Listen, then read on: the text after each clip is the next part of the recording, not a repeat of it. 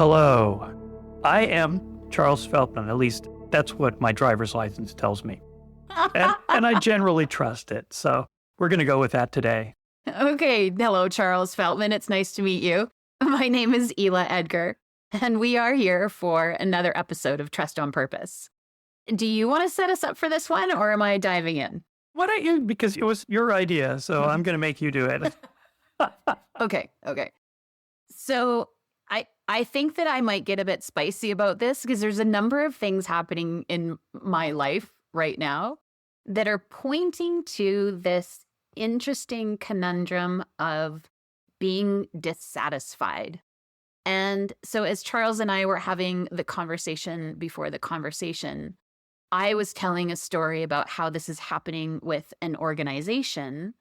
But what does this also look like when perhaps it happens with systems, with processes, in a team, and one-on-one relationships? And so this concept of dissatisfaction, I'm adding a generous dose of absolute disappointment as well, but we maybe won't dive into that part. But what is this concept of dissatisfaction and what it does to relationships, what it does in teams? I guess even diving into how can we take care of it, or do we want to?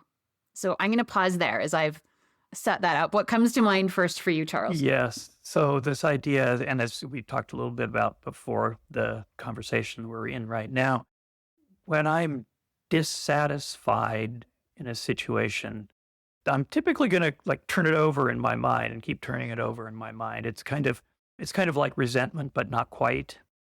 Thinking about it, when I have a dissatisfaction, I am dissatisfied about a situation.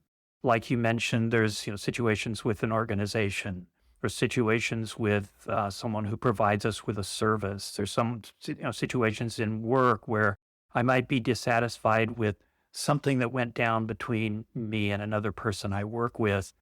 I'm going to carry that around, and I'm not going to trust that person going forward unless I can address it somehow with them.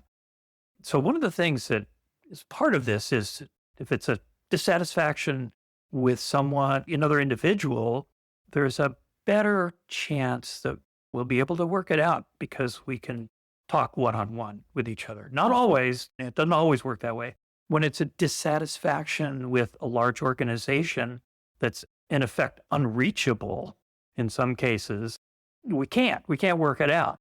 If it's a dissatisfaction with a system or a process, it may be that we can work something out, but it's going to take a while because systems and processes are a way of self-perpetuating, and they don't like to change. I mean, that's kind of, as I'm thinking about it, there are these different pieces. If I'm dissatisfied with something that you did for me or with me or something, I can go and complain to you. I can take my complaint to you and I can say, Ela, this didn't work out as well as I wanted it to, or I thought it would, my expectations were. And we can have a conversation about mismatch in expectations maybe, or something along those lines, and come to a conclusion about it that we can both be satisfied with. So that's on the good end of things. But when it's an organization that doesn't actually respond to us, or, like the help center, that when you're doing a chat with them, you're actually chatting with a bot. You know that you're not really going to get that satisfaction with the bot.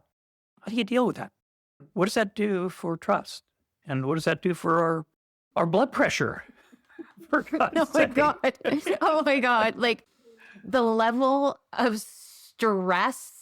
I have stressful things in my life, of course, but the level of stress this particular situation is causing is off the charts. And so if I tie this again, just to your trust framework, I don't trust their competency. I absolutely don't trust their sincerity. Their reliability is down the toilet and they don't care, full stop. They don't care.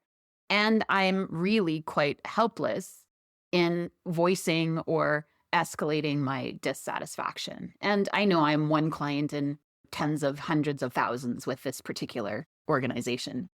And again, we always want to talk about how this shows up with human relationships and in human interactions. I won't name the company, but just say I will never use them again. Like I think about in teams where, or you're using the example earlier about you're dissatisfied, there's dissatisfaction between you and I. And that this dissatisfaction, as a Canadian who is overly polite and absolutely despises conflict, I may not even have the voice to come to you with a responsible complaint. So let's say that because you and I have high trust in our relationship, and I know you care, that I find the courage, I make some notes, I do some reflection, I really prepare for a conversation to responsibly complain. But what if it's not received very well? Or what if in that process, right? What if you don't receive it very well? What if we don't have that level of trust? Or you're just having a shitty day and this is just another pile of shit that I'm already adding to your shitty day. And you're like, are you kidding me, Ela? Well, then, so much for that. I want to go back to the responsible complaint, though, just for a moment. Okay. Responsible complaint needs to be based on a commitment that had been made, that we both agreed to. If there was a commitment that was made, then you have the standing to make a responsible complaint to me. We had agreed to this, and Charles, and you didn't hold up your end of the bargain. And maybe it was unclear communication around the agreement. We weren't really clear about what the agreement was. Mm-hmm. So that can happen. But at least at that point, we can talk about it. Of course, if I don't listen to you, I don't really take the time to have a conversation with you, then, of course, you're going to go away even more dissatisfied. And actually, sorry, I didn't plan this at all, but I'd probably be disappointed in you. Yeah. Well, yeah. Right? Right. I would assume you would. Yeah. Or I'm so curious about, and I'm trying desperately to speak and also use my mental Rolodex to come up with an example about where I've seen either members on a team where you can literally feel the mood, the energy of disappointment or dissatisfaction, where, shoulders are hunched, your back isn't straight, your head might be down a little bit. They can be even micro events, little tiny things left unspoken, and then it becomes a heaviness in the team. And there isn't an ability, whether they're Canadian or not, to actually bring this forward to talk about it. I don't have the words. I don't know how to say this. And so we have individuals, teams walking around with this feeling that they can't shake and they don't know how to resolve it. And that that made my heart really sad. Yeah, that is a painful situation for everybody involved. I think you and I have probably both worked with teams that were in that kind of place. Personally, my take on that is that that's where the leader needs to take the lead. The leader has to be capable of recognizing the symptoms, the signs of what you're just describing, and then being able to somewhat skillfully intervene and bring people out of their shell, bring people out of their protected places. It's sometimes just a team member has that capacity, but for the most part, I think it's the leader's job. And it does take some emotional intelligence for sure, some real capacity to detect what's going on in the room. And so let's throw this plot twist in. What if the leader's disappointed in their team or dissatisfied? Right? So that, let's just make this body even juicier. I know. I think it's really crappy. It's just really, really. So maybe let's shift the situation a little bit. So the team thinks that they're doing all right. And the leader's unspoken feedback is that the leader is actually dissatisfied with the team and hasn't told them, either collectively or individually. And so the damage that does to the team. Yeah. Yes. In that case, again, the leader needs to take the lead if they can, if they're capable. If they're not capable, it's going to just persist unless and until one of the team members is capable and willing to speak up and say, there's something off here, which is kind of rare. Team members don't usually do that, but sometimes. And I've actually worked as a coach with individual team members who have been in a very similar situation to that. And the coaching was around helping them develop the emotional capacity and even the body of someone who could speak up. And even though they weren't exactly sure what was going on, name that something was going on that it wasn't working for them. Mhm. And that takes incredible courage, vulnerability, and at least some level of trust in the team. Yeah. Like there has to be. Actually, a fairly high level of trust in the team, really. Yes, yes. But if there's that kind of trust in the team, they're likely not bumping into these kinds of issues. Yeah. And so maybe not, Yeah. right? But that's so trust in some members of the team.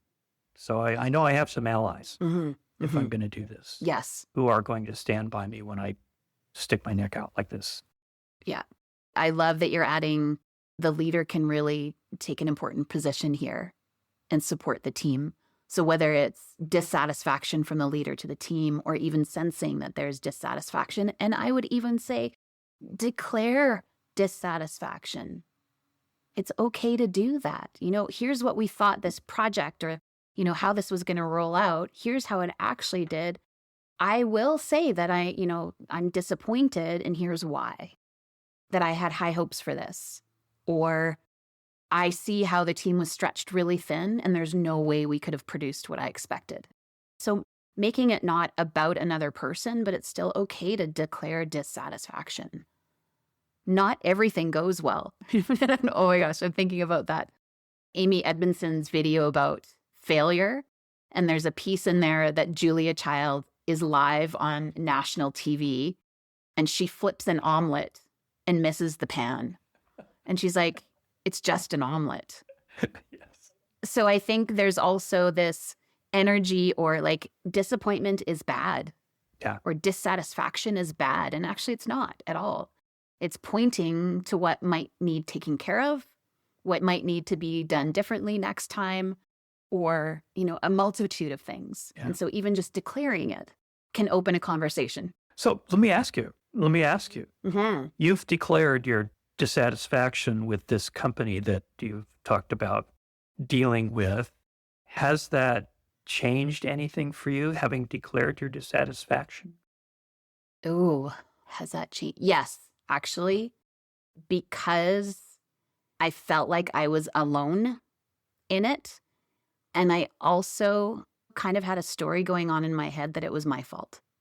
And so in sharing the data points of the story and absolutely taking accountability for my part in where we are, which there is a part, I have a part to play. But I really now feel like I'm not alone. This isn't an anomaly. And that now, I have a bit of a network of support to help navigate it because it's still not resolved. So declaring it did help. Yeah. It did help. Good. And so taking that back to the team scenario where we were just talking about, whether it's a team member declaring that there's something off here, I'm feeling like we've just busted our butts for the last, 3 months to get this product out. It didn't work really well. And I'm feeling a lot of dissatisfaction from not only people outside of the team, but also you, our leader. I want to just presence that, knowing that there's at least a couple other people in the room who would back that up is powerful. Or the leader saying, hey, I am dissatisfied. Let's use that. Let's work on that. Let's take this opportunity to figure out what happened and figure out how we can do better next time. And we've talked about this before too. So important, whether it's the leader that voices that or that it's team members that voice that, to reward that vulnerability, right? That must have been really tricky to name that. Or I'm really glad you voiced that because I feel that too. Or yeah, we really need to put that on the table. And I'm glad that you've brought that into the conversation. And so I want to actually take this further back in time. Again, for the team leader primarily, because I think this is part of the team leader's job, is to put that whole process on the table early in working with a team. And then remind them of it periodically, is part of being a productive team is to be able to talk with each other about stuff that's sometimes hard to talk about, including trust, when there's dissatisfaction, when things don't go right. It's great. Let's celebrate when things do go right, 100%. When things don't go right, let's also take a look. Let's not be afraid to dive into that. Let's not be afraid to bring it forward and take a look at it so that that gets normalized to a certain degree with the leader saying it. And then, of course, obviously following through when somebody says something or brings it up, or the situation is such that it's that leader's role to bring it forward and say, hey, we didn't meet the commitment that we made or the standard that we were being held to on this, and let's figure this out. Yeah. Or we realize now in hindsight that we actually weren't really clear. Or here's some things that now that we look at them, we're probably too ambitious. So being able to name all of these things, because there will be multiple aspects in how you look at a project. And I think of my husband's a project manager, and he would often talk about the lessons learned right after the project wraps, the lessons learned conversation and meeting. And I've been part of those, not with him, but I've been part of those as well. And how it's almost like a tick the box, like, well, this is just something we have to do when the project is done, right? We have to, here's what went well. Yay. Here's the lesson we learned, put it in the notes and close the project, and we never look at it again.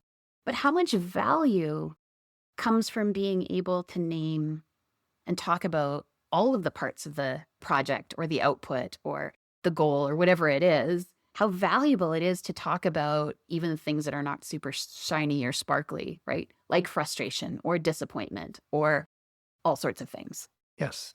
I think that is, those kinds of conversations do a lot to build trust in a team. When people feel like they can have those conversations and survive them, nobody likes it. Well, maybe there are people who like it. I'll acknowledge there may be people who like those kinds of conversations, but for the most part, most people don't. But hey, we had it. We survived it. We're better for it. Mm-hmm. And I think that goes a long way to build trust in a team. Yeah, I do too.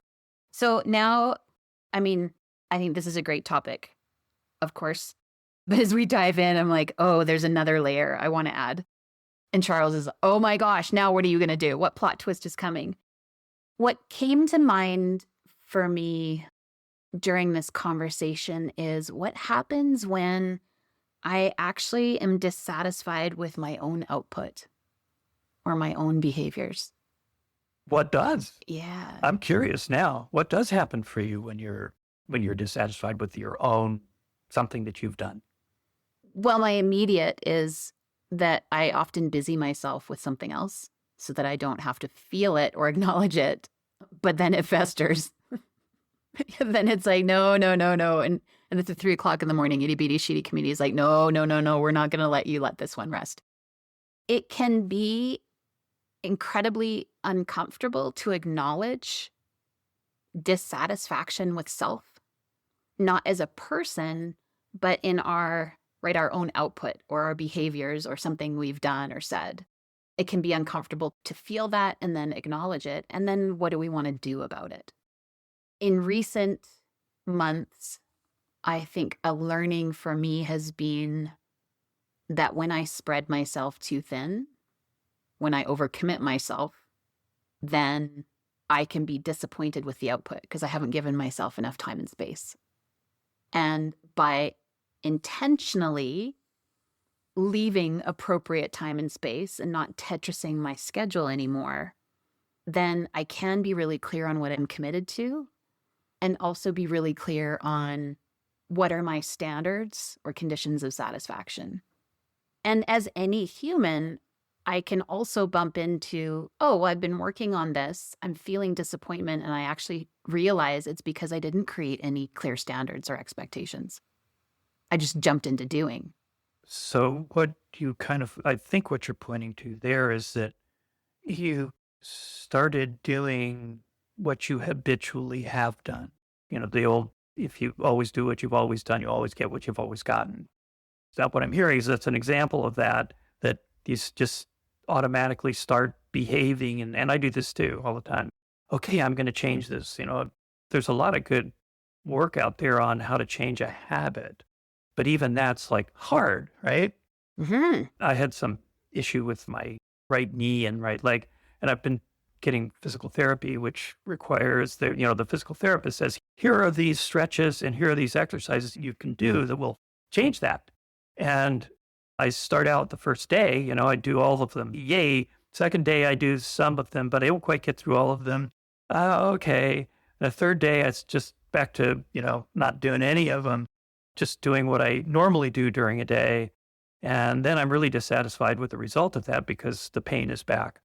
And I'm realizing that I really have to change my fundamental habitual behavior on a day-to-day basis, which is hard.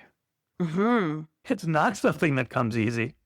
And the reward for that is really big, I'm not having the pain in my knee and leg is it's of real value to me. So I have to kind of work with that. But yeah, when we decide, okay, look at this is going to be so much better if I do it this way, and then set out to do it and quickly discover that our habits take over and we go on autopilot. It's not easy to change that. Hmm. Thank you for sharing about your example, because even something that has huge value to you, something that will reduce or remove pain, suffering, discomfort, even that is difficult to stick with. Yeah. Well, for me, Yeah. maybe other people might find it easier, but for me, it's been, I've finally gotten back to doing all of the things in the last couple of days, but it's like a battle to get there. And who knows? I'm on day 3 here now, and I haven't done any of them yet today, but I've been busy, right? I've been busy. Lots of stuff going on. Is there a declaration or a commitment that you want to make right now? And then I can help hold you accountable? Sure. Yeah, no, actually, quite seriously, I do want and need to do these exercises and these stretches because it will be of great benefit, not just in the pain going away, but in other areas of my life that we're being able to move in different ways will be really beneficial. Mm-hmm. Changing my habit to one in which I do this stuff on a daily basis is going to be important. I think all of our conversation is pointing me back to how it's really easy for us lovely humans to avoid what's uncomfortable. So whether it's an organization that I am incredibly dissatisfied and disappointed with, even hesitating in my approach, what I was willing to do and not do, because God forbid I rock the boat or, cause conflict in any way. I don't want to be labeled as an asshole. That's not something I would like to be called. And it's funny that that's what I think that I will be labeled as if I complain. Yes. Isn't it interesting? Isn't that interesting? Woo! So whether it's the discomfort around doing that, or as we've talked about with systems, with processes, right? I see this system is actually not, or this process is not delivering. We're dissatisfied with the output, but are we willing to do anything to actually change it? It's a big mothership. We can't change anything. Well, but could we try? And even that would be uncomfortable, right? Or whether we're talking about dissatisfaction that can live in a team or in an individual or a leader about their team. Like, this is inviting us, another way to invite us into, can we sit with something uncomfortable and then decide if we're going to do something about it or not? Or do we just bounce out of the discomfort, busy ourselves with other things, and don't actually take care of what might be pointing, the dissatisfaction might be pointing us to? Yeah, I think that's actually to a great degree that the heart of it is. And it kind of gets back to self-trust. Can we trust ourselves to do what we know we need to do, or we know will help us get to the point we want to get to, so that we're no longer living with dissatisfaction and disappointment? Even if we don't end up changing the situation externally, I think that we come to trust ourselves more if we're actually willing to try to do something to change the situation rather than just accepting it. In most cases, just accepting it and saying, okay, well, there's nothing to be done here. Yeah. I think even acknowledging when we feel dissatisfied is a really great first step, even if we do nothing about it. But acknowledging, like, I think this feeling is telling me that I'm dissatisfied. And you know what? Yes, thank you. Because there was something that came up as I listened, overheard myself talking. I'm thinking, wait a minute, I'm dissatisfied with what I'm saying. Because there's another part of me that is only when I accept what is can I really do anything, but totally accept what is. This is what is. Okay. This situation is as it is. Then I can go from there towards making some kind of change in it. So yeah, declaring that I'm dissatisfied and accepting that I'm dissatisfied. That's part of the situation, and accepting that whatever it is that I'm finding dissatisfying exists and not trying to make it go away in my mind or magically change it. I actually have to accept it. No, it is. That's what's happening. And now what can I do? If anything. Yeah, this is helpful because I go from acceptance with this ridiculous situation that it is what it is. And really, I've done everything that I possibly can. And then I dive back into some other really big emotions. And then I'm like, no, just be in acceptance. And so I want to just clarify our definition of acceptance that we've used in the past. That it doesn't mean that I like it, that I condone it, that I chose it, that I wanted it. It means I'm no longer putting energy to resisting. Yeah, exactly. So I don't like this situation. There's a number of situations in my life I don't like right now. And it doesn't serve me or anyone around me to put energy into resisting those. Yeah. So where would I rather put my energy? Well, in the relationships that matter to me, in the work that I do that I love, in having time with Charles to record another episode of Trust on Purpose. That's where I want to focus my energy. So acceptance allows us to choose and be more intentional. It's different than resignation. Yes. But I like the way you put it, that I'm not holding the world responsible for my dissatisfaction. I'm dissatisfied. Yeah. And Yep. I accept that that's what's going on right now. That's the situation. Where do I want to put my energy? Maybe I want to put my energy into trying to resolve this situation. Maybe I want to put my energy into other people, connecting with people that I love and care about, doing stuff that brings joy to me. Yeah. Yeah. Yeah.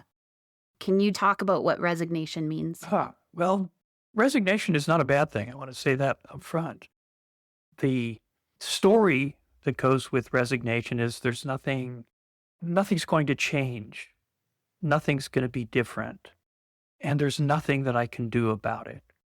And the emotion of resignation is kind of an internal collapse. We sort of draw in and go, okay, well, you described it earlier, that kind of shoulders down, chest concave, eyes down. And just in saying that and doing it, our listeners can't see me, but boy, that was affecting me as I was doing it right then, that moment.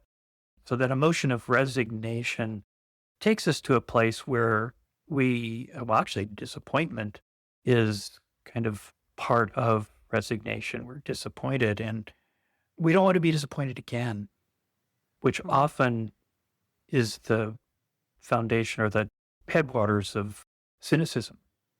We don't want to be disappointed again. We don't want to fall into resignation anymore. We hate that.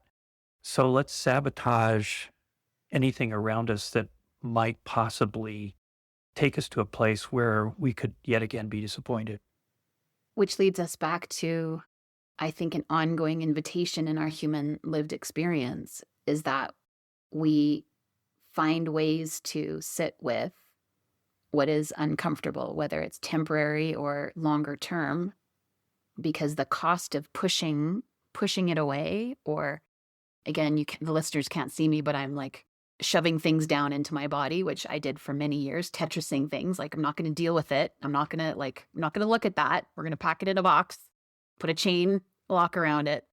And the cost of that to me personally, physically, mentally, emotionally, but also the cost to the relationships around us.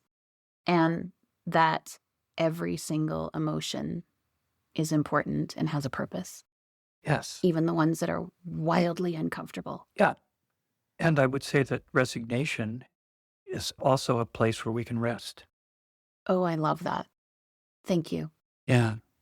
We can be resigned for a while and just not worry about it and be at rest until we have the reserves and the capacity to actually come back out and accept it and deal with it, or do whatever we're going to do in our acceptance.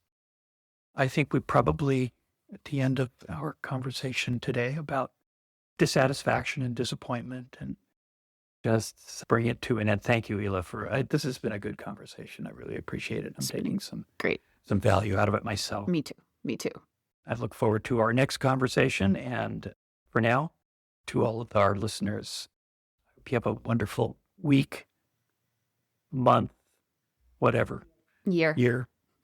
Your days are filled with what they're filled with. And you find ways to accept and appreciate all of it. Lovely. Thank you. On behalf of both Charles and myself, we want to say a big thank you to our producer and sound editor, Chad Penner, Hillary Rideout of Inside Out Branding, who does our promotion, our amazing graphics, and marketing for us. And our theme music was composed by Jonas Smith. If you have any questions or comments for us about the podcast, if you have a trust-related situation that you'd like us to take up in one of our episodes, we'd love to hear from you at trust@trustonpurpose.org. And we'd also like to thank you, our listeners. Take care and keep building trust on purpose. Until next time. Until next time.